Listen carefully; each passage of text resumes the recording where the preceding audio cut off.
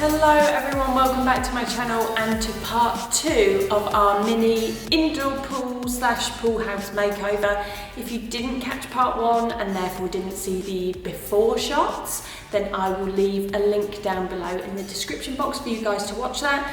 But right now I'm going to take you back because I'm in the finished room, in the finished space.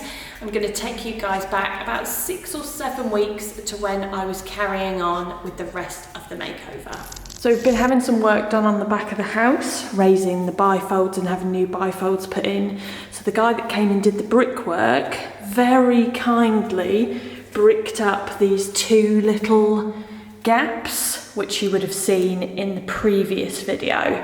So those are all now bricked up and dry. So the first thing that I'm going to do today is give those a wash with the all-surface primer and then allow that to dry and then do the main coat of eggshell so that it matches all the walls. And then while that's drying, I'm going to start on the coping stones, which obviously you saw in the previous video have all been cleaned to the best of my ability and also sanded down a little bit in some areas like here, just to get off some of that old flaky paint.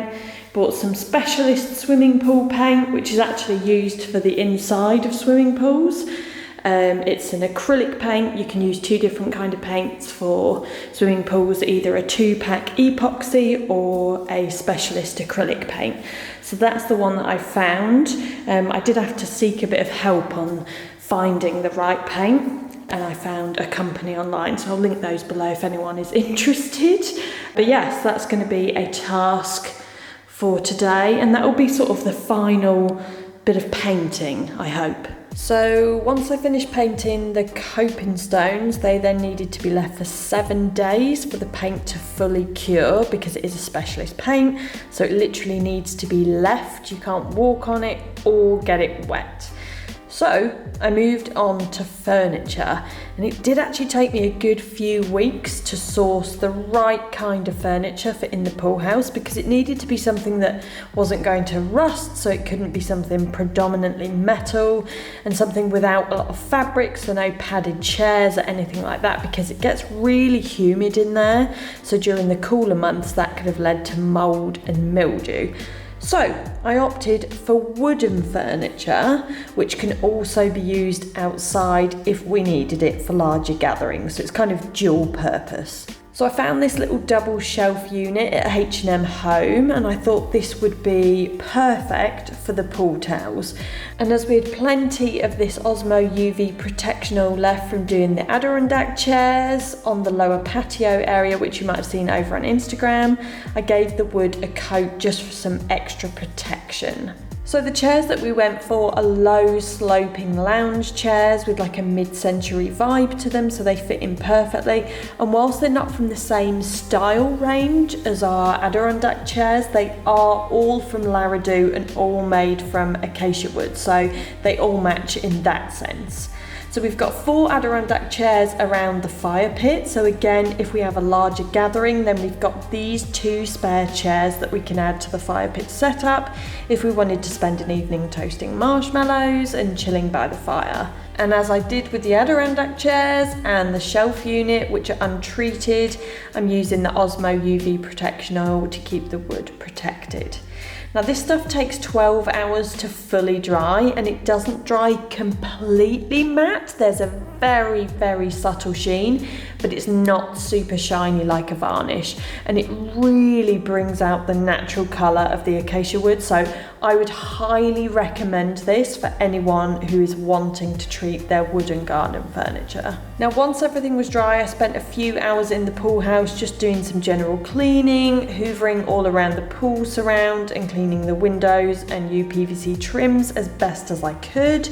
The pool is over 10 years old and unfortunately has seen some neglect over the years, so there are a few things which really need to be completely redone. But as I mentioned in the first video, this is just a mini makeover, as we wanted a year to see if we would actually keep the pool, if we would use it enough, and if it's worth investing more money into it for us and our lifestyle, or if that would just be a waste.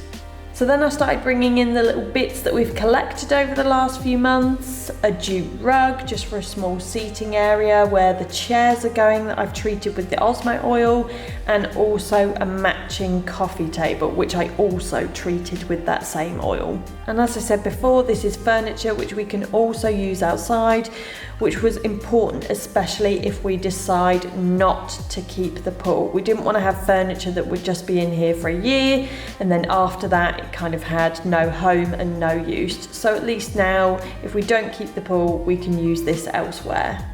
Now these chairs are actually way more comfortable than they might look, given that they don't have any seat pads or any cushioning. So rather than make seat pads for them, I've just added some linen cushions, which actually match the same as what we've got on the Adirondack chairs outside by the fire pit.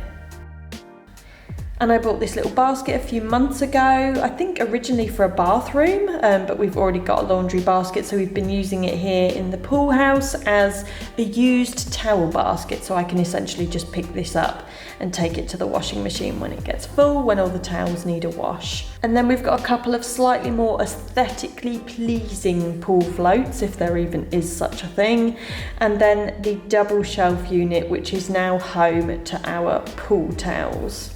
And we've got a long bath / shower mat, which I bought partly to cover the ugly skimmer cover and also so that we can kind of drip off there when we're getting out of the pool and picking up a towel. And above that we put up a little set of wooden hooks, which I just popped the inflatables on there in their canvas storage bags. But actually now, given that we've used the pool, Simon often uses that to hang up his pool towel for his pool session. And now for the final look and the finished makeover. It's definitely much brighter in here. I am so glad I painted the bricks. That made the biggest difference, and not just to the look but to the general feel in here. It just feels brighter, it feels warmer, and it just feels like a space that we actually want to be in and want to spend time in. And overall, I just really love the kind of Palm Springs feel with the wooden ceiling. That wooden ceiling was never going anywhere. It was one thing that I fell in love with the first time we ever saw the house and when we came into this pool house. And being a lover of anything mid-century, I'm just obsessed with that kind of wooden paneling. So I just love it, and I'm really glad that we kept it like this and didn't paint it. Now we've been using the pool for over the last month or so, and it took us a while to get the heating system and the adjustments and timers right, but it's been really lovely to have in the hot weather. Definitely a luxury that we never anticipated we'd have. And Simon often hops in there after he's done a workout in the gym, and if I don't feel like going in for a dip, then I just go and sit on one of the lounge chairs and we just hang out in there for a few hours. And it is actually a really nice, calming and relaxing vibe in here. As to whether we'll keep the pool or not, that's still undecided at this point, so for now we're just going to enjoy it. Thank you very much for watching, and I will see you next time.